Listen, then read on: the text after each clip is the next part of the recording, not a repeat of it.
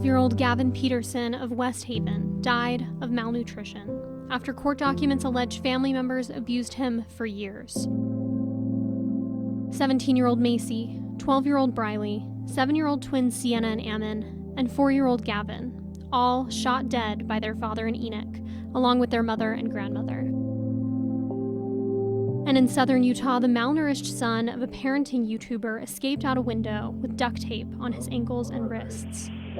Taking me to the nearest police station. The boy's story became national news as details emerged of the physical and emotional abuse he and his sister endured at the hands of their mother and her business partner. It's everywhere.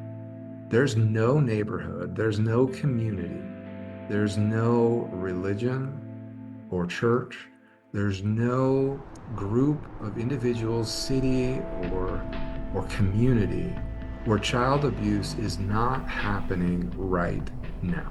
Each of the families we just mentioned had previous contacts with Utah's Division of Child and Family Services, putting a spotlight on the agency, which investigates more than 40,000 allegations of child abuse each year. It's heartbreaking. It's heartbreaking for the caseworkers, for the community, families. I'm Fox 13 investigative reporter Taylor Stevens. We've been looking at what the research and data shows and have heard from advocates and DCFS. We'll explain how high caseloads and high turnover have made it more difficult to protect kids here in Utah and what DCFS is doing about it. I definitely have a passion for child welfare, and it was always something that I was close to my heart and wanted to be part of.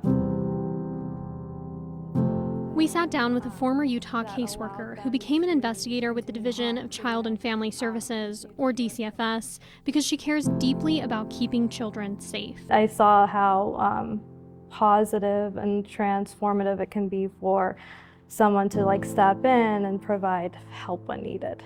Letters of recommendation she shared show her supervisor ranked her as a truly exceptional and outstanding employee. But she says caseload demands became overwhelming, and she decided to leave DCFS for good in 2023 after more than 2 years at the agency. It got to a point where I felt like I couldn't do thorough investigations within the typical work week. It was just unsustainable to keep up that pace. We've agreed not to share this former caseworker's name or show her face, so she can speak openly about what she experienced at DCFS, and how she says high caseloads and turnover impacted the quality of some of her colleagues' investigations. There was definitely a focus on not requesting extensions and keeping a certain caseload, and that didn't sit well with me. I saw that, that just led to caseworkers kind of doing subpar investigations. The most recent federal data available shows the average caseworker completed 174 child abuse investigations in Utah in 2022. They come into it very passionate about wanting to make a difference, wanting to strengthen families, wanting to engage with them and provide services. But to keep from burning out and to keep their caseloads more manageable, the former DCFS employee says she watched some colleagues do the bare minimum the agency required to close a case. They didn't have to sacrifice their personal lives because they were cutting corners. It's something she says often came at the expense of child welfare. There are a lot of cases like that where if a caseworker put a little bit more effort or involvement or passion into it, it could have prevented future cases. It is incredibly hard work. Tanya Myrup is the director of the Division of Child and Family Services. She acknowledges the challenges that have faced caseworkers amid high caseloads and turnover, especially during the pandemic, and as the scope of the job has grown steadily since she started at DCFS in 1995. They're working overtime, they're burning out, they're really wanting to make sure those kids are safe. An optimal turnover rate in the human services sector is considered around 12%, but data shows the number of Utah caseworkers who quit over the last year was around 25%. High staff turnover affects child welfare agencies across the country.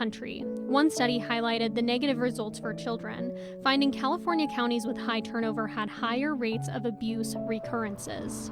In Utah, we were able to do some analysis a few years ago that did show that with turnover that it extended the time of some of the cases for foster care, and that was really concerning to us. They have a thankless job. Kevin Franke has become an advocate for changes within DCFS since learning his children were abused by his wife and her business partner. You okay? So it's just you in here? And he says he's seen the impact of turnover firsthand. Everybody has frayed nerves. Everybody is overstressed, overworked. To use the phrase stretched too thin is really an understatement based on what I've seen. He believes one of the main reasons caseworkers leave is pay. The unfortunate truth is so many of these professionals are bailing. They're ditching out and they're saying, I can't take this anymore. This is not worth the stress.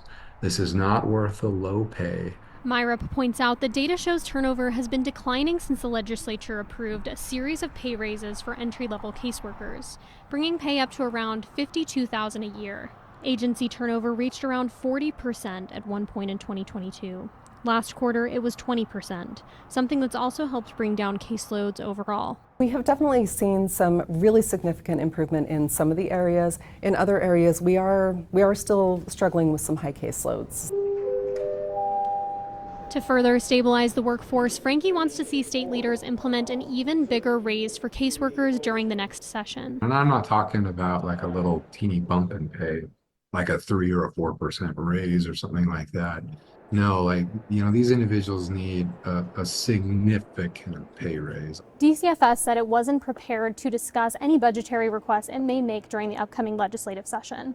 But Utah Governor Cox indicated in a recent news conference with reporters that he is aware of staffing issues that have been affecting Utah's child welfare agency.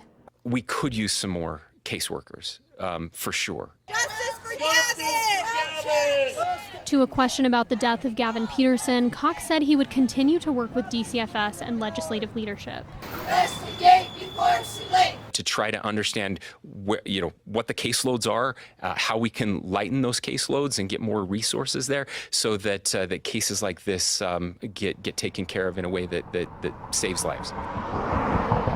MyRep says the agency is working on an analysis of caseload demands and expectations for workers to see if there need to be adjustments. Is that going to help have better outcomes for kids in the state and prevent some of these tragic outcomes that we see? We want to make sure that we have the support for caseworkers that's needed to help them achieve those great outcomes. So absolutely continuing to look at those resources, look at what we can do to support them, and help them get a better work-life balance with that. By speaking out, the former caseworker we talked to hopes she can help draw attention to the high caseloads and unrealistic expectations she experienced at DCFS. All to help the agency better protect kids like Gavin Peterson, the Haights, and the Frankies moving forward. How many kids, are living in neglectful situations because we don't have the time to, make sure it doesn't happen again.